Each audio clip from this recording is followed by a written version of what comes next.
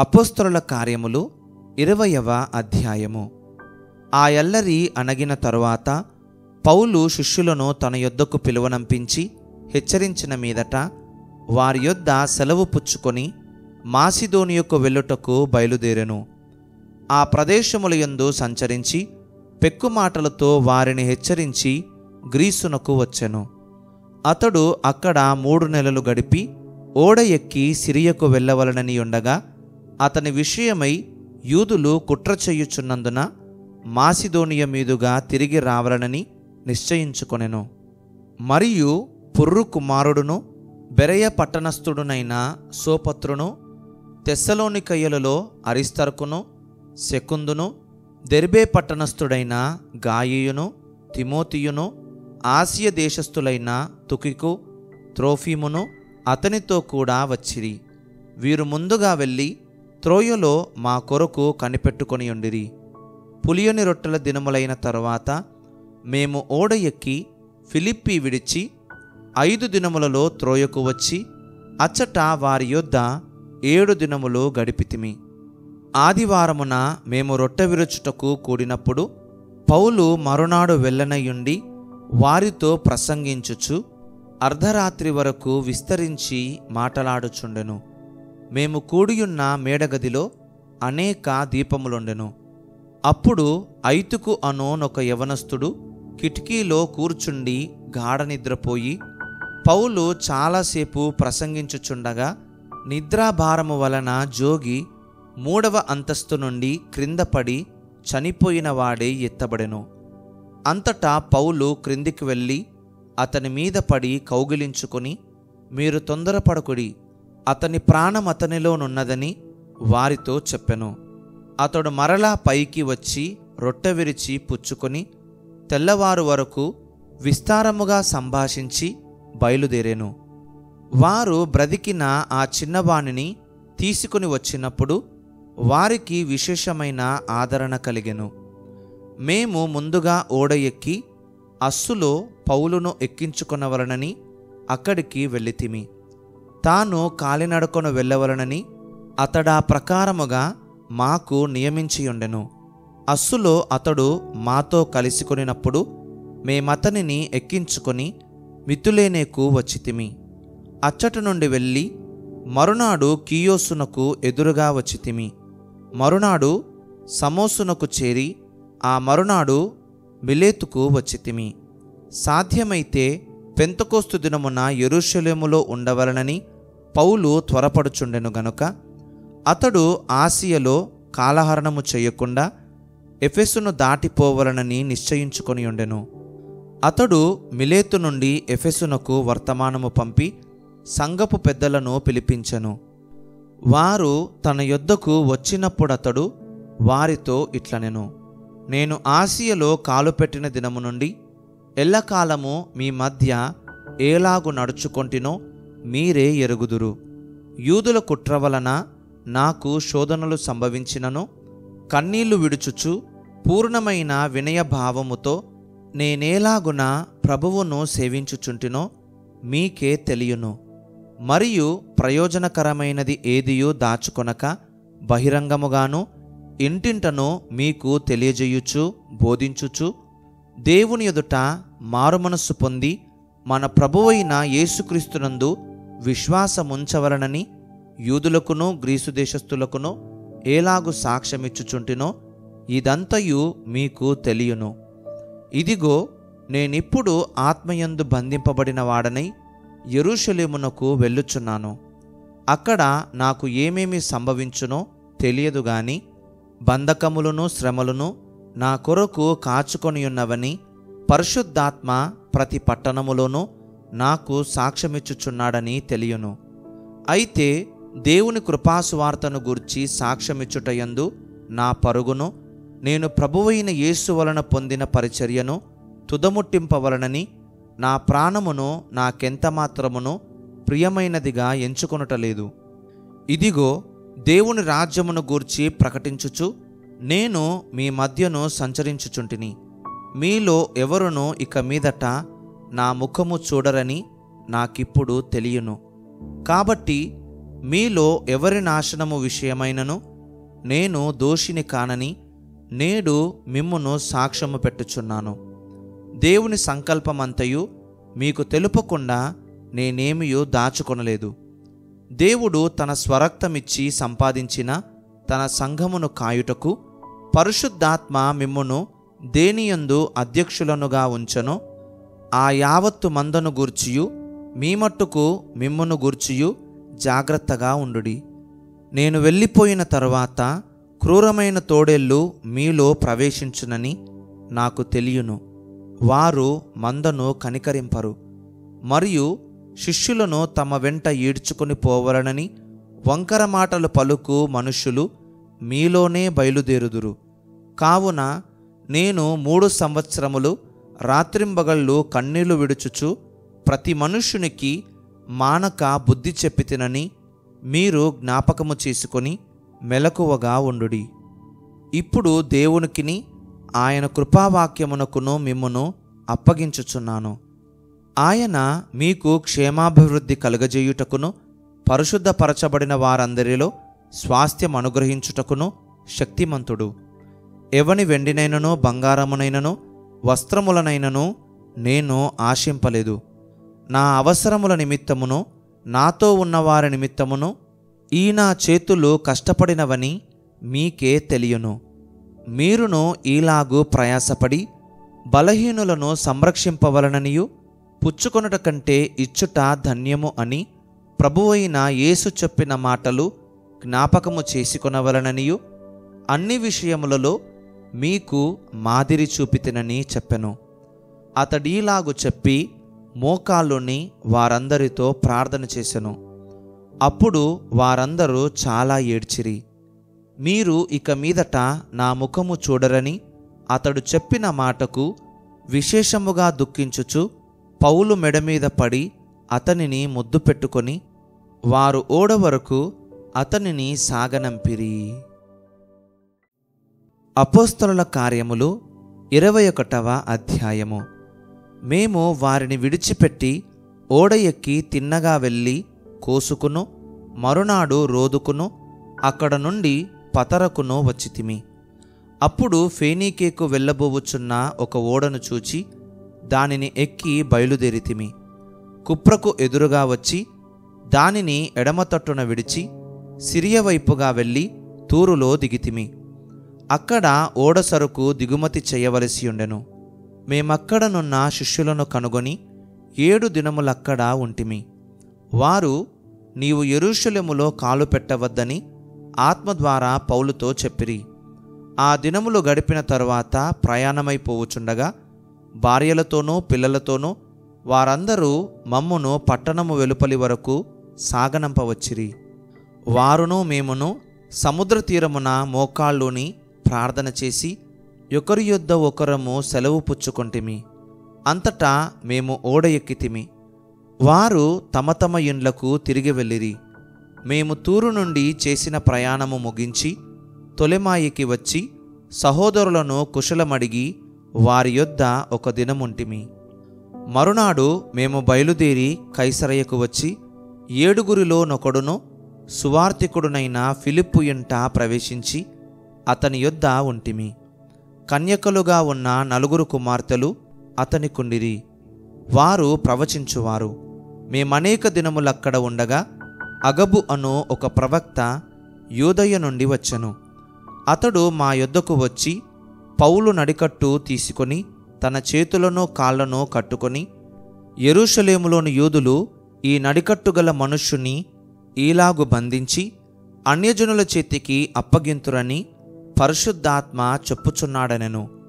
ఈ మాట వినినప్పుడు మేమును అక్కడి వారును యెరూషలేమునకు వెళ్ళవద్దని అతని బతిమాలుకొంటిమి గాని పౌలు, ఇదెందుకు? మీరు ఏడ్చి నా గుండె బద్దలు చేసెదరేలా? నేనైతే ప్రభువైన యేసునామము నిమిత్తము యెరూషలేములో బంధింపబడుటకు మాత్రమే గాక చనిపోవుటకును సిద్ధముగా ఉన్నానని చెప్పెను. అతడు ఒప్పుకొననందున మేము ప్రభువు చిత్తము జరుగునుగాక అని ఊరకుంటిమి. ఆ దినములైన తరువాత మాకు కావలసిన సామాగ్రి తీసుకొని యెరూషలేమునకు ఎక్కిపోతిమి.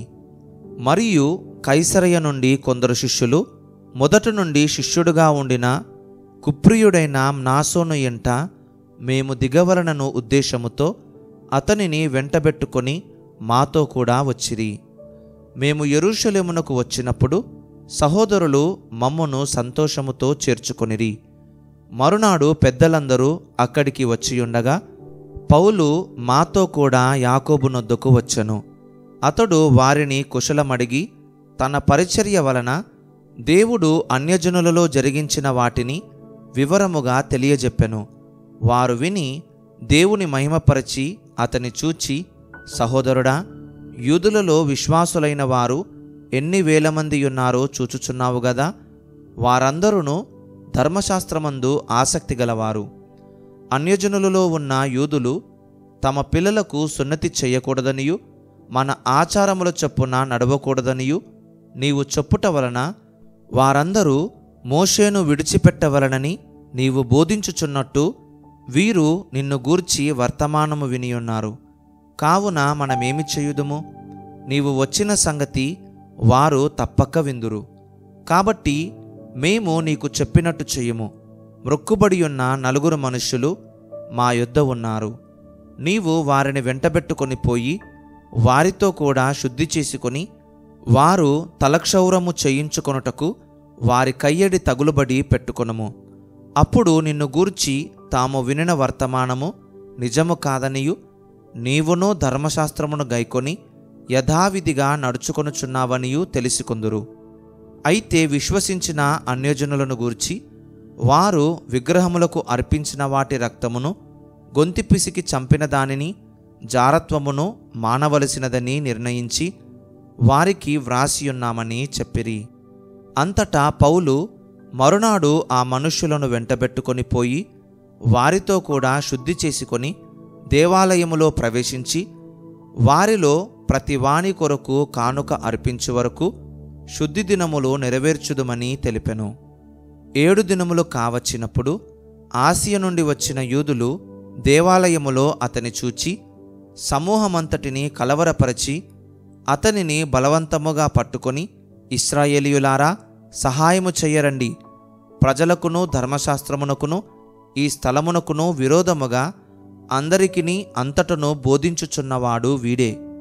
మరియు వీడు గ్రీసు దేశస్థులను దేవాలయములోనికి తీసుకొని వచ్చి ఈ పరిశుద్ధ స్థలమును అపవిత్రపరచియున్నాడని కేకలు వేసిరి. ఏలయనగా ఎఫెసీయుడైన త్రోఫీమును అతనితో కూడా పట్టణములో అంతకుముందు వారు చూచియున్నందున పౌలు దేవాలయములోనికి అతని తీసుకొని వచ్చెనని ఊహించిరి. పట్టణమంతయు గలిబిలిగా ఉండెను. జనులు గుంపులు గుంపులుగా పరుగెత్తుకుని వచ్చి పౌలును పట్టుకొని దేవాలయములో నుండి అతనిని వెలుపలికి ఈడ్చిరి. వెంటనే తలుపులు మూయబడెను. వారతన్ని చంపవలనని యత్నించుచుండగా యెరూషలేమంతయు గలిబిలిగా ఉన్నదని పటాలపు పై అధికారికి వర్తమానము వచ్చెను. వెంటనే అతడు సైనికులను శతాధిపతులను వెంటబెట్టుకొని వారి యొద్దకు పరుగెత్తి వచ్చెను. వారు పై అధికారిని సైనికులను రానువ వారిని చూచి పౌలును కొట్టుట మానిరి. పై అధికారి దగ్గరకు వచ్చి అతని పట్టుకొని 2 సంకెళ్లతో బంధించుమని ఆజ్ఞాపించి ఇతడెవడు, ఏమి చేసెనని అడుగగా సమూహములో కొందరీలాగు కొందరాలాగు కేకలు వేయుచున్నప్పుడు అల్లరి చేత అతడు నిజము తెలుసుకొనలేక కోటలోనికి అతని తీసుకొని పొమ్మని ఆజ్ఞాపించెను. పౌలు మెట్లమీదికి వచ్చినప్పుడు జనులు గుంపు కూడి బలవంతము చేయుచున్నందున సైనికులు అతనిని మోసుకొని పోవలసి వచ్చెను. ఏలయనగా వానిని చంపుమని జనసమూహము కేకలు వేయుచు వెంబడించెను. వారు పౌలును కోటలోనికి తీసుకొని పోవనయ్యుండగా అతడు పై అధికారిని చూచి, నేను నీతో ఒక మాట చెప్పవచ్చునా అని అడిగెను. అందుకతడు, గ్రీకు భాష నీకు తెలియునా? ఈ దినములకు మునుపు రాజద్రోహమునకు రేపి నరహంతకులైన 4000 మంది మనుష్యులను అరణ్యమునకు వెంటబెట్టుకొని పోయిన ఐగుప్తియుడవు నీవు కావా అని అడిగెను. అందుకు పౌలు, నేను కిలికియలోని తార్సు వాడనైన యూదుడను, ఆ గొప్ప పట్టణపు పౌరుడను. జనులతో మాటలాడుటకు నాకు సెలవిమ్మని వేడుకొనుచున్నానని చెప్పెను. అతడు సెలవిచ్చిన తరువాత పౌలు మెట్ల మీద నిలువబడి జనులకు చేసైగ చేసెను. వారు నిశ్శబ్దముగా ఉన్నప్పుడు అతడు హెబ్రీ భాషలో ఇట్లనెను. అపోస్తలుల కార్యములు 22వ అధ్యాయము.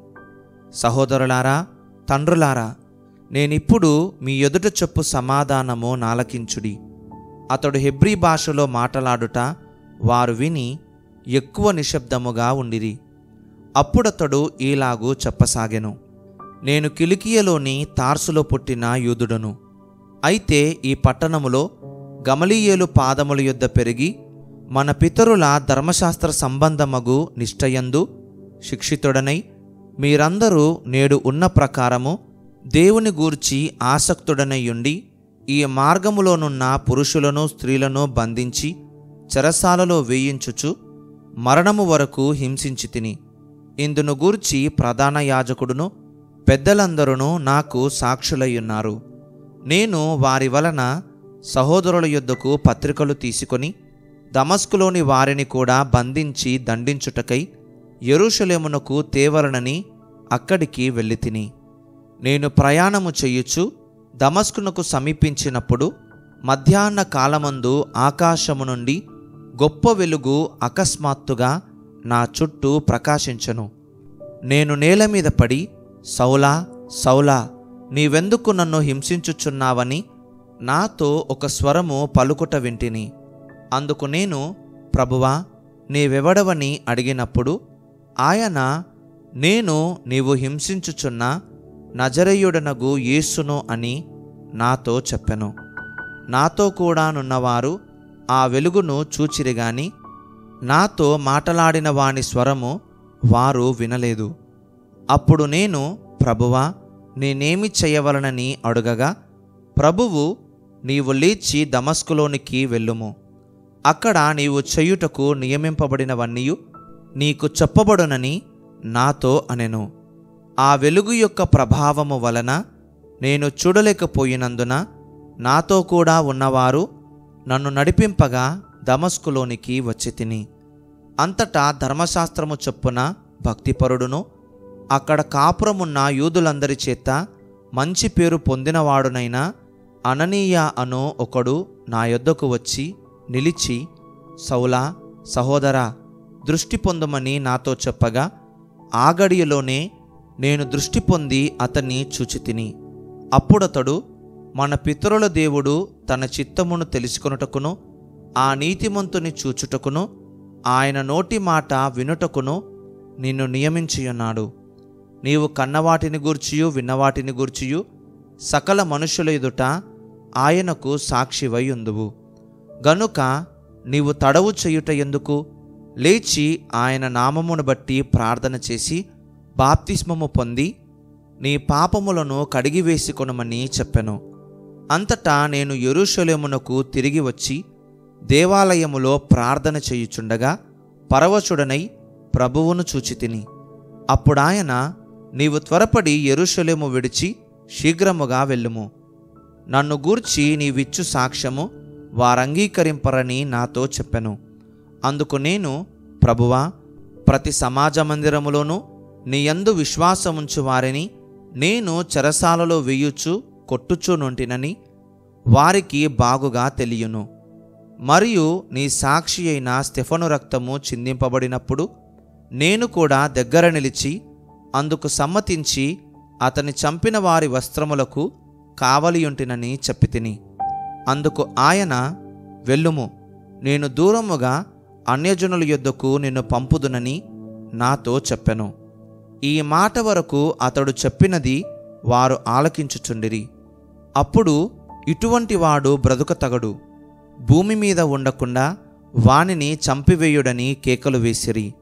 వారు కేకలు వేయుచు తమ పైబట్టలు విదిల్చుకొని ఆకాశము తట్టు దుమ్మెత్తిపోయుచుండగా వారతనికి విరోధముగా ఈలాగు కేకలు వేసిన హేతువేమో తెలుసుకొనుటకై సహస్రాధిపతి కొరడాలతో అతనిని కొట్టి విమర్శింపవలనని చెప్పి కోటలోనికి తీసుకుని పొండని ఆజ్ఞాపించెను. వారు పౌలును వారులతో కట్టుచున్నప్పుడు అతడు తన దగ్గర నిలిచియున్న శతాధిపతిని చూచి, శిక్ష విధింపకయే రోమియుడైన మనుష్యుని కొరడాలతో కొట్టుటకు మీకు అధికారమున్నదా అని అడిగెను. శతాధిపతి ఆ మాట విని సహస్రాధిపతి యొద్దకు వచ్చి, నీవేమి చెయ్యబోవుచున్నావు? ఈ మనుష్యుడు రోమియుడు సుమి అనెను. అప్పుడు సహస్రాధిపతి వచ్చి అతనిని చూచి, నీవు రోమియుడవా? అది నాతో చెప్పుమనగా అతడు అవునని చెప్పెను. సహస్రాధిపతి, నేను బహుద్రవ్యమిచ్చి ఈ పౌరసత్వము సంపాదించుకొంటిననెను. అందుకు పౌలు, నేనైతే పుట్టుకతోనే రోమియుడనెను. కాబట్టి అతని విమర్శింపబోయిన వారు వెంటనే అతనిని విడిచిపెట్టిరి. మరియు అతడు రోమియుడని తెలుసుకొన్నప్పుడు అతన్ని బంధించినందుకు సహస్రాధిపతి కూడా భయపడెను. మరునాడు యూదులు అతని మీద మోపిన నేరమేమో తాను నిశ్చయముగా తెలుసుకొనగోరి సహస్రాధిపతి అతని వదిలించి, ప్రధాన యాజకులను మహాసభ వారందరూ కూడి రావాలనని ఆజ్ఞాపించి పౌలును తీసుకుని వచ్చి వారి ఎదుట నిలువబెట్టెను.